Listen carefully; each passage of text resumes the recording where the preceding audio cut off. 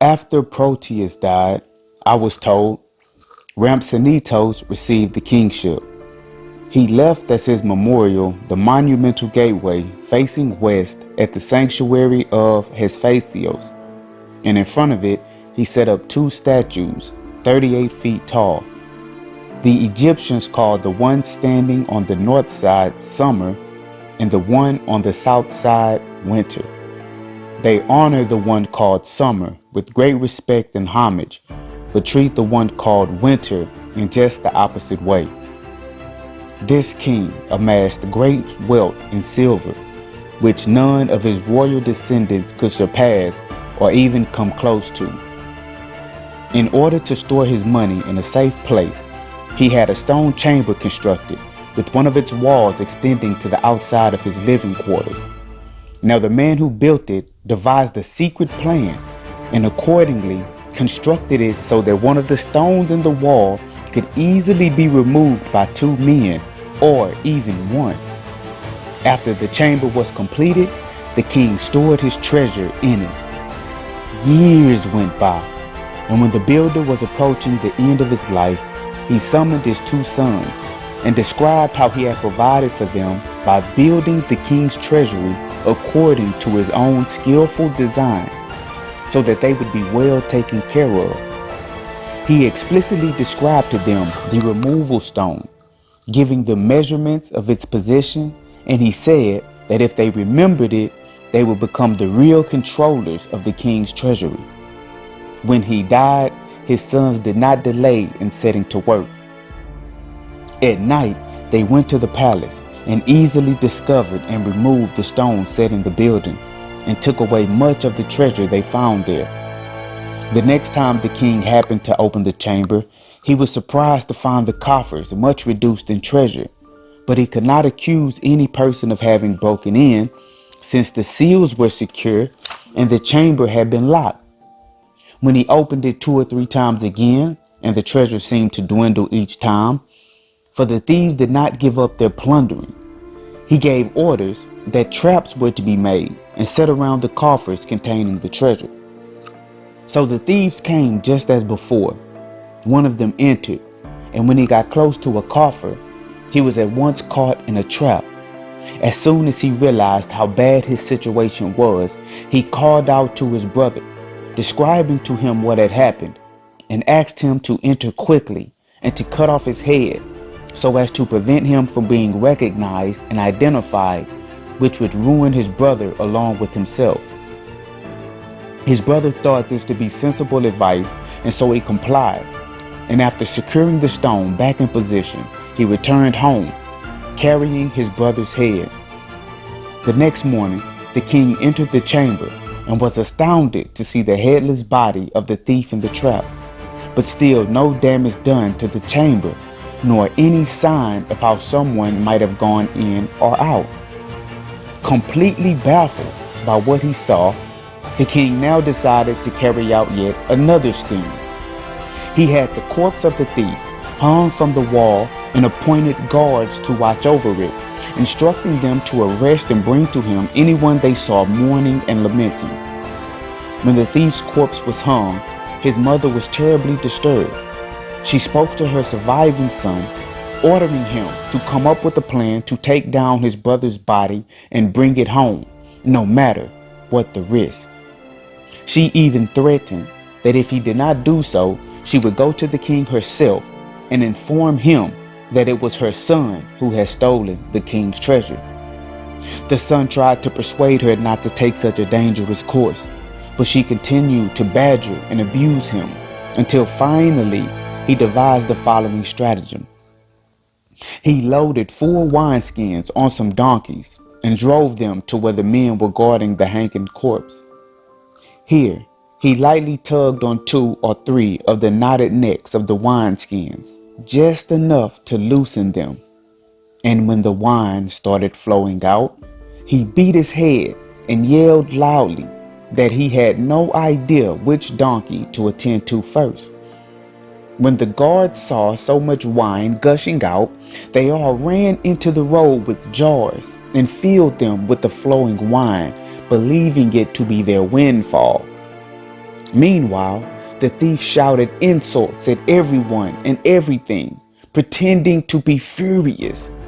As the guards tried to console him, he began to act as though he were calming down and relenting. Finally, he drove the donkeys off the road and readjusted their packs. The guards began to chat with him at length, and someone began to imitate his anger and to mock him, which brought him around to laugh with them, so that now, in good humor, he gave them another of the wineskins. At this point, they reclined just as they were, intending to drink all of it right there, and they invited him to stay and drink with them. He agreed, of course, and lingered there with them. And as they became more warm and friendly in their drinking, he gave them yet one more of the wineskins. This heavy drinking made the guards quite drunk, so that before long they were overcome by drowsiness and fell asleep on the very spot where they were drinking. The thief waited until the middle of the night and then took down his brother's body and, by way of insult, shaved the right cheek of each guard. Then he set the corpse on the backs of the donkeys and drove them home, having thus carried out his mother's command. When it was reported to the king that the thief's corpse had been stolen away, he became enraged, and hoping to find some means, however extreme, by which this thief would be found, he is supposed to have devised the following scheme, although I find it difficult to believe. He put his own daughter into a brothel and ordered her to receive all men alike. But before coupling with any of them, she was to require them to tell her the most clever and the most impious deeds they had ever committed. And whoever told her of deeds resembling those of the thief was to be arrested and prevented from leaving. And so she began to carry out her father's orders. But the thief learned the reason for what she was doing and decided that he would try to outdo the king in shrewdness. So here is what he did. He cut off the arm of a fresh corpse at the shoulder, concealed it under his cloak, and went to see the king's daughter. When he entered her chamber, she asked him the same question she had asked all the others. And he told her that the most evil deed that he had ever committed was to cut off the head of his brother, who had been caught in a trap within the king's treasury, and that his most clever deed was to deceive the guards and make them drunk so that he could take down the corpse of his brother from where it was hanging. When she heard this, she tried to seize him, but in the darkness, the thief stretched out the arm of the corpse in front of his own, and she grasped hold of it, believing that she had hold of the thief's hand. The thief immediately let go of the unattached arm she clutched, and fleeing swiftly through the door, was gone.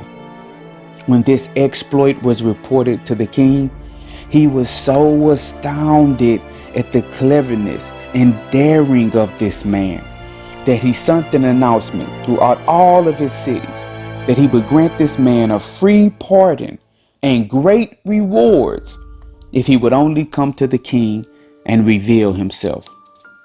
The thief, taking the king at his word, appeared before him, and Rhapsinitos was so amazed and impressed by him that he united him with his daughter, regarding him as the most intelligent of men.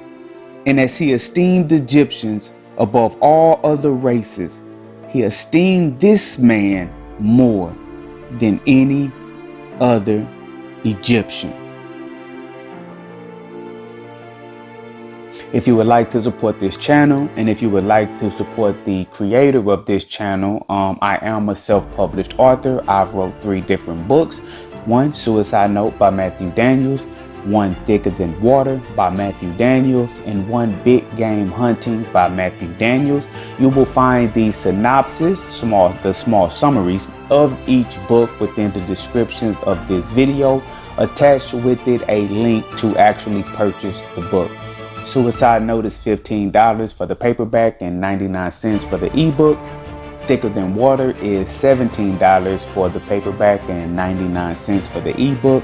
And Big Game Hunting is $10 for the paperback and $1.99 for the ebook. You will not regret your purchase. Thank you for your support. Thank you for watching.